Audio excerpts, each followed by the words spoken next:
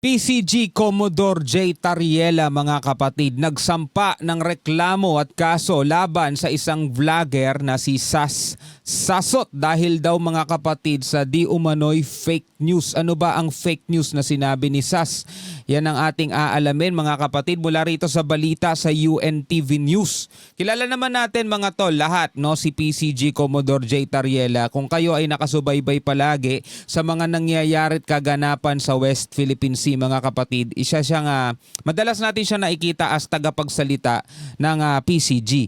Sabi rito sa report, naghain ng reklamo o demanda si Philippine Coast Guard spokesperson for the West Philippine Sea, Commodore J. Tariela, kasama ang Movement Against Disinformation laban sa content creator na si Sas Rogando Sasot, mga tol.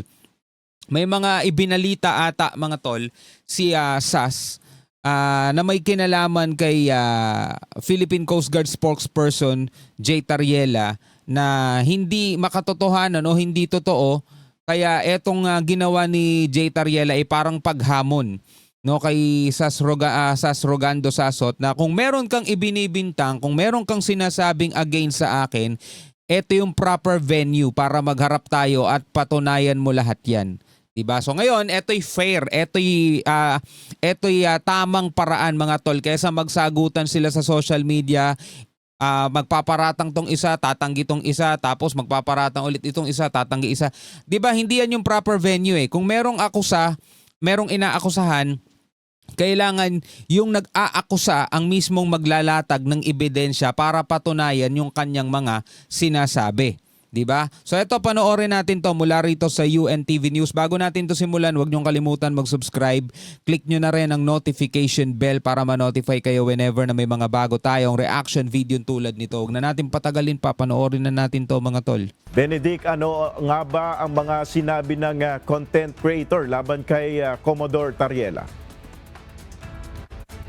Magandang tanghali, Nel. Ayon sa kampo ni Commodore J. Tariela ay may mga content sa social media itong vlogger na si Sas Rogando Sasot mula nga noong July hanggang October ng 2024.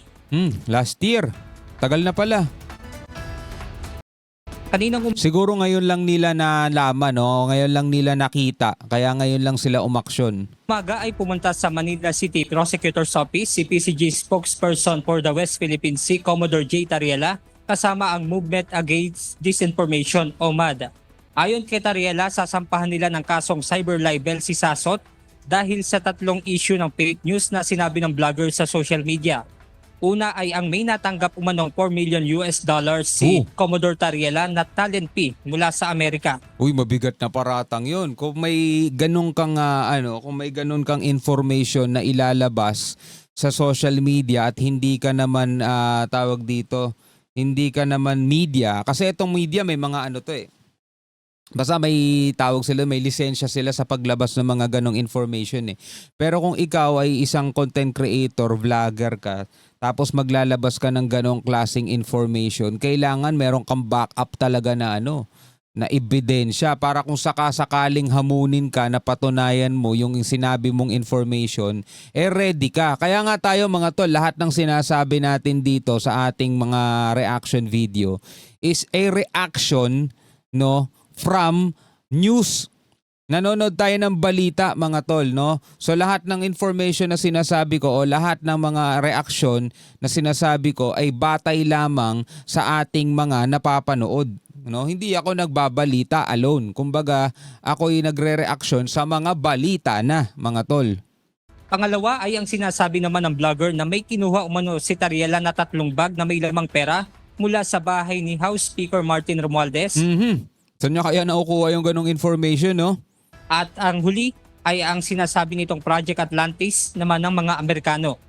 Ayon kay PCG spokesperson Tariela, walang katotohanan at walang basihan ang mga sinasabi ni Sasot. People who follows him or believes on whatever he tweets or posts sa Facebook, tatanggapin nila na to na as a gospel truth, no? So through challenging Miss Sasot dito sa court, for him to produce evidence to say na factual at totoo yung ipinagpo-post niya na yan, I think this is the proper venue. Okay, so eto mga tol, maling-mali na sasabihin ng mga tao, hindi, dapat patunayan ni Jay Tariela na hindi totoo yung sinasabi ni Sas. Hindi mga tol, mali yun.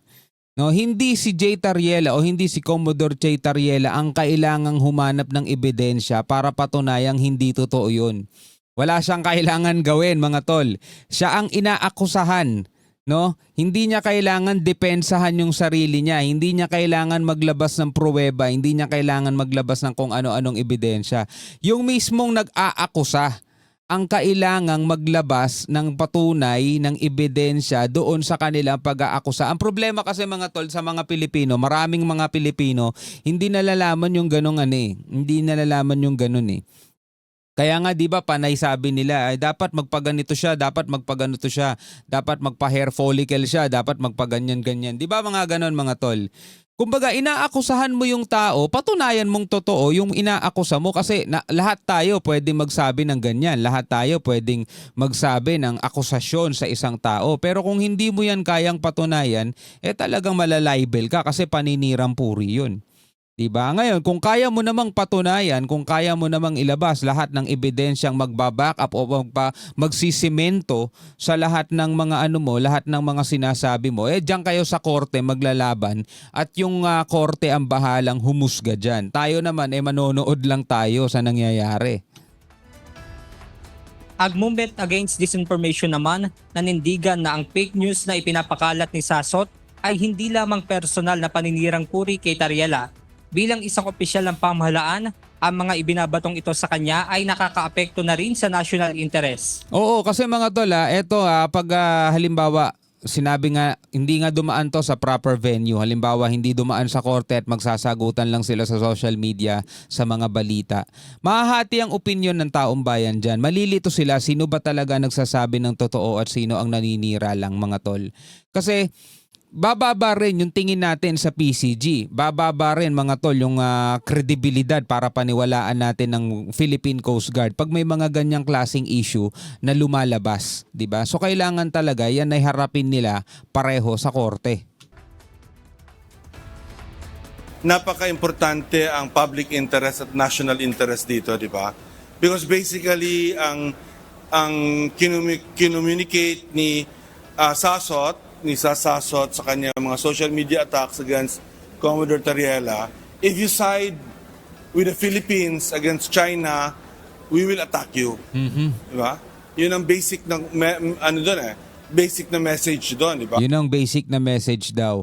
Kung ikaw ay papanig sa Pilipinas at ikaw ay kontra sa China, atakihin ka namin. Yun ang sinasabi niya mga tol, no? Ang iisipan lang natin ng maigi. Bakit etong mga taong to, 'di ba, na ibinubuwis o hindi ibinubuwis o inilalaan, ibinibigay nila yung sarili nila, yung buhay nila, yung kanilang sariling trabaho dinededicate nila para ipagtanggol ang karapatan ng bansa, para ipagtanggol yung ating right to access dito sa West Philippine Sea. Magkaroon tayo ng karapatang makapangisda dyan, magkaroon ng karapatang maglayag, na ginigipit, binabangga, wina-water cannon ng China, sila pang nalalagay sa mga ganitong sitwasyon at pinag-iisipan ng masama.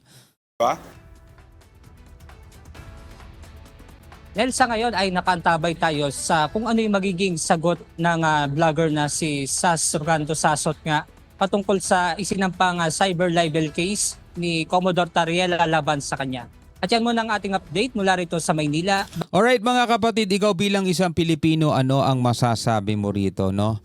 As much as possible, syempre ayaw natin munang humatol. Pwede naman natin pwedeng sabihin, fake news yan si Sasot. Tama to si Jay Tariela. O kaya sabihin natin, tama si Sasot. Ano to si Jay Tariela, ganyan. Wala tayong karapatan mga tol sa mga ganong mga bagay. Kasi again, dapat yan ay pinag-uusapan talaga sa korte. Doon niya hahamunin yung nagbibintang o nag-aakusa sa kanya na patunayan mo. Pag di mo kayang patunayan yan, eto kaso mo. 'Di ba? Cyber libel, pwedeng ikakulong 'yun ng isang tao, mga tol. Anyway, bilang mga Pilipino, ano masasabi niyo diyan? Comment na lamang kayo sa ibaba. Hanggang sa muli, ako nga pala si Shobaldi. Peace out.